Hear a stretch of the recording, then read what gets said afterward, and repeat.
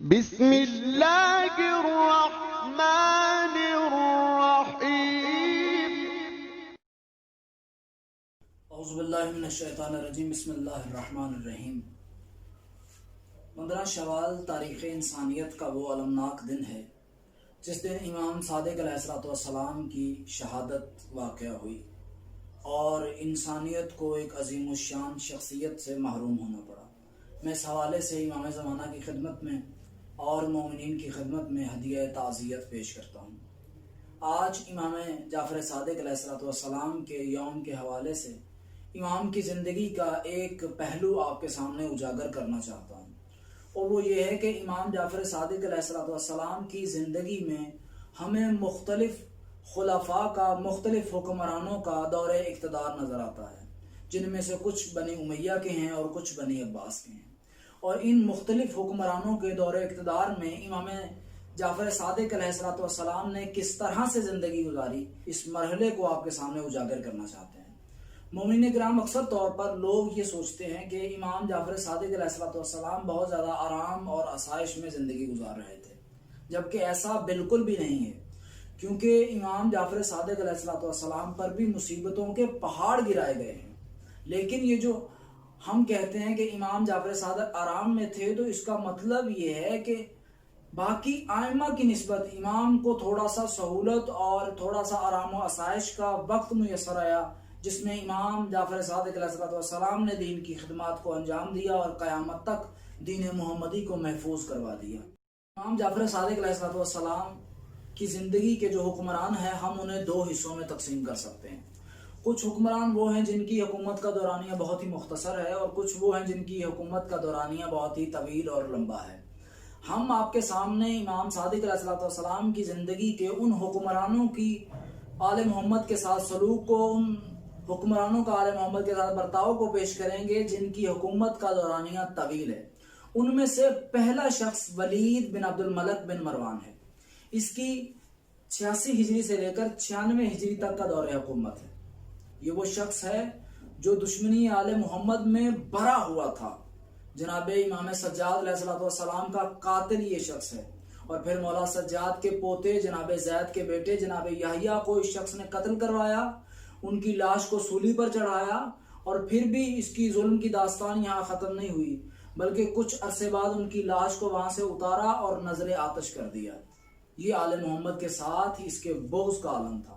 اور پھر اگر کوئی بندہ یہ دیکھنا چاہتا ہے کہ یہ دیندار کیسا تھا، یہ اللہ والا کیسا تھا، تو آپ اس چیز سے اندازہ لگائیے کہ ایک مرتبہ جنگ پہ جانے سے پہلے اس نے قرآن سے فال نکلوائی۔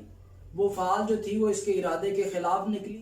اس نے قرآن پر تیروں کی برسات کر دی، اور قرآن پر تیروں کی برسات کرنے کے بعد قرآن کی طرف رخ کیا اور کہا کہ قیامت والے دن اپنے خدا سے کہہ دینا کہ میں نے تجھے پارا پارا کر دیا ہے، ولید نے تجھے پارا پارا کر دیا ہے۔ اسی طرح یہ تاریخ خلافت امیہ کا وہ شخص ہے جس نے اپنی بیٹی سے زنا کیا تھا۔ لوگوں نے مخالفت کی تو اس نے اس مخالفت کی ذرا برابر بھی پرواہ نہیں کی۔ یہ وہ شخص ہے جو اذان کی آواز آتی تو اپنی کنیزوں سے جمع میں مصروف ہو جاتا۔ ایک مرتبہ کچھ لوگ اسے نماز کے لیے بلانے کے لیے آئے کہ آئیے اور ہمیں نماز پڑھائیے، اور یہ اپنی کنیز سے جمع کر رہا تھا، تو اس نے اسی کنیز کو اپنا لباس دیا اور کہا جا کر نماز پڑھاؤ۔ یہ شخص کے دینداری کا عالم تھا، اور امام سجاد علیہ السلام کو قتل بھی یہی یقیناً شخص کر سکتا ہے جو اس قدر ظالم ہو۔ یہ پہلا شخص جو ہے، یہ امام صادق علیہ السلام کے بچپنے کا شخص ہے، یعنی امام کا بظاہر اس وقت بچپن تھا جس دور میں اس کی حکومت تھی۔ پھر اس کے بعد امام کی جوانی میں جس شخص کی حکومت ہمیں ملتی ہے وہ ہے حشام بن عبد الملک بن مروان۔ یہ 105 ہجری کو خلیفہ بنا بنی امیہ کا، اور 125 ہجری تک اس کی حکومت کا دورانیہ ہے، یعنی 20 سال اس شخص نے حکومت کی ہے۔ اور اس کے بارے میں مورخین لکھتے ہیں کہ یہ چال باز انسان تھا، یہ کنجوس انسان تھا، یہ خود سر تھا، یہ بد اخلاق تھا، اور یہ دشمنی آل محمد میں بھرا ہوا تھا۔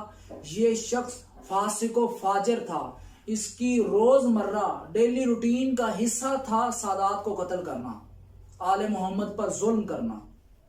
یہ ایسا شخص تھا۔ امام باقر علیہ السلام کی مدت امامت میں اس کا زمانہ آتا ہے اور امام جعفر صادق کی مدت امامت میں اس کا زمانہ آتا ہے، اور یہی وہ شخص تھا جس نے امام باقر علیہ السلام کو زہر دے کر شہید کروایا تھا۔ اب یہاں سے آپ اندازہ لگائیے کہ یہ شخص کیسا ہوگا۔ ایک مرتبہ اس نے امام باقر علیہ السلام اور امام جعفر صادق علیہ السلام کو مدینے سے شام بلایا جبرن، تاکہ ان کی توہین کرے، ان کی تذلیل کرے، ان پر مسائب بڑھائے، لیکن یہ وہ بھول گیا تھا کہ جسے خدا عزت دے اسے کوئی ذلیل نہیں کر سکتا، اسے کوئی رسوا نہیں کر سکتا۔ وہ پوری داستان کتابوں میں موجود ہے، ہم وقت کے اختصار کو مد نظر رکھتے ہوئے آپ کے سامنے اس چیز کو بیان نہیں کریں گے۔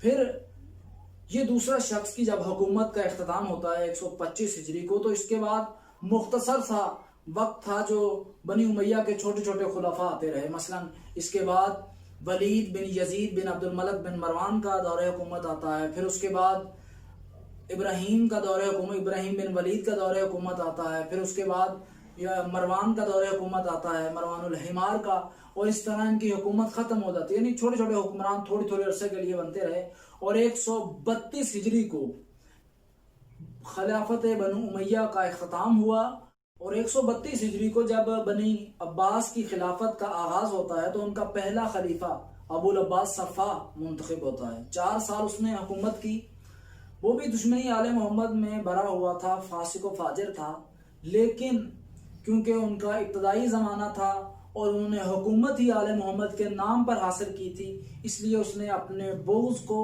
اپنی عداوت کو واضح لفظوں میں اس کا اظہار نہیں کر سکا۔ لیکن اس صفا کے بعد جو دوسرا بنی عباس کا خلیفہ بنا ہے، اس نے آل محمد پر ظلم کے پہاڑ گرا دیے، اس کا نام تھا منصور دوانکی۔ وہ امام جعفر صادق علیہ السلام کی زندگی کا تیسرا شخص ہے جس کی خلافت کا دورانیہ بہت لمبا ہے۔ یہ منصور دوانکی وہ شخص ہے جس نے سادات کو زندہ دیواروں میں چنوا دیا۔ یہ وہ شخص ہے جس نے سادات کے خون سے محلات کی دیواریں بنوائیں، ان کے خون کو گھارے کے طور پہ استعمال کیا۔ یہ منصور دوانکی وہ شخص ہے جس نے سادات کو قید کروایا، اور جب اگر کوئی قید میں سادات مر جاتا تو اس کی لاش کو زندان سے باہر نہیں نکالا جاتا تھا، تاکہ زندان کی فضا اور زیادہ خراب ہو اور سادات کے مرنے کے چانسز اور زیادہ ہو جائیں۔ اور اس مشکل وقت میں سادات عظام نے تلاوت قرآن کے ذریعے سے اور تعیین نماز کے ذریعے سے اپنا وقت گزارا۔ اور آپ خود ہی اندازہ لگائیے کہ جب ایک عام سید کو یہ منصور دوانکی سکون کا سانس نہیں لینے دے رہا تو امام جعفر صادق علیہ السلام کو کہاں سکون کا سانس لینے دے گا۔ اس لیے اس نے مختلف حربے اپنائے امام کو شہید کرنے کے۔ ایک مرتبہ اس نے 100 کے قریب لوگوں کو، جاہلوں کو، ظالموں کو اکٹھا کیا اور کر کے کہا کہ جب اس دروازے سے ایک شخص داخل ہو تو تم اس پر حملہ کر دینا، اسے مار دینا، اور اس سے آگے کا جو معاملہ ہے وہ میں سنبھال لوں گا، تمہاری مال جان کا میں محافظ ہوں۔ اور جب امام جعفر صادق کو دربار میں بلایا گیا اور ان لوگوں نے امام کو دیکھا تو امام کے قدموں میں گر گئے، اور اس طرح سے اس کا جو ارادہ تھا وہ ناکام ہوا۔ اسی طرح اس نے امام جعفر صادق علیہ السلام کو کئی مرتبہ اپنے دربار میں بلایا تاکہ امام کو زہر دے، لیکن ہر مرتبہ قدرت یہ چاہتی تھی کہ یہ ناکام ہو تو یہ ناکام ہوتا رہا، لیکن آخر کار یہ اپنے اس منصوبے میں کامیاب ہوا، اور 148 ہجری کو بعض روایات کے مطابق 15 شوال، بعض کے مطابق 25 شوال کو یہ اپنے اس منصوبے میں کامیاب ہوا، اور انسانیت امام جعفر صادق علیہ السلام جیسی عظیم الشان شخصیت سے محروم ہو گئی۔